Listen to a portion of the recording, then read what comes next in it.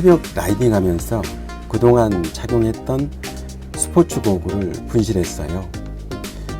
변색 기능이 있는 누진 다초점 스포츠 고글이었던지라 등산 등 전천후로 주로 착용했었는데 분실하고 나니까 새로 산 차에 부주의로 흠집 만든 것처럼 스트레스 무척 받더라고요. 잃어버렸던 아디다스 쿠마 크로스에서 그레이드를 좀 낮춰서 저희가 만든 스통 스포츠 고글에 렌즈는 방탄 기능이 없는 변색 누진 다초점 렌즈로 결정했습니다. 분실했던 쿠마 크로스 스포츠 고글 근용 무도수는 플러스 1.50으로 착용하면서 불편함은 거의 없었습니다. 새로 만든 스포츠 고글 부가 도수는 안경과 동일하게 플러스 2.00디옵터, 누진대는 10mm로 기존 착용했던 누진대에 비해 4mm 짧은 걸 선택했습니다.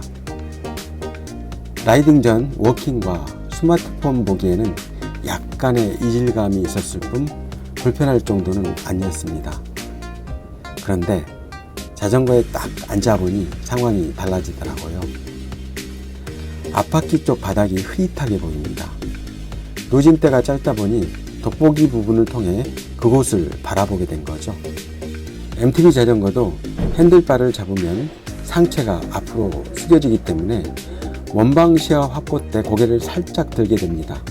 그 상태에서 전방 2-3m 근거리를 볼 때는 시선만 아래쪽을 향하게 되는데 이때 짧은 누진대는 시야에 걸릴 수밖에 없는 라이딩 자세가 돼버리더라고요. 안장에 앉게 되면 걸을 때보다 높은 위치에 있게 됩니다.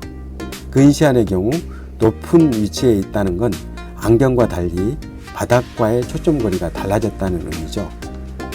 해서 안경과 근용 무도수를 같이 할 이유는 없을 것 같습니다.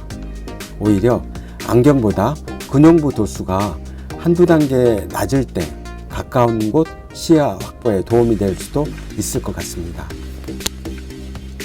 저 같은 경우 핸들 스템 위치에 스마트폰을 고정했습니다.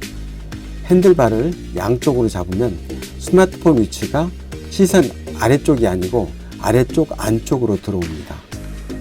스마트폰과의 거리도 보행시 보는 거리에 비해서 약간 긴 편이고요. 이번에 2단계 도수를 올린 스포츠 고글로 스마트폰을 보면 약간 흐릿하게 보입니다. 스마트폰과의 거리를 짧게 해주면 선명해지고요.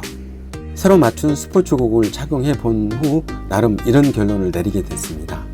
첫째, 라이딩 스포츠 고글은 일상용 안경과 달리 근용 무도수가 한두 단계 낮아도 문제가 되지 않는다.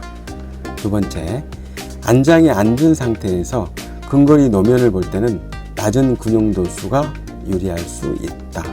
세 번째, 짧은 누진대보단 긴 누진대가 중간거리 시선 확보에 좋다. 네 번째, 밝은 외부 환경이 부족한 조절력을 보완해 주기 때문에 약간 낮은 근용부 도수는 전혀 문제가 되지 않는다. 요즘 누진 다초점 스포츠 고글을 구입하시는 분들이 늘고 있습니다. 구입 전 위에 제가 열거한 내용을 참고하셔서 안경사와 상담하시면 좀 더 만족스러운 스포츠 고글을 구매하실 수 있을 것 같습니다. 감사합니다.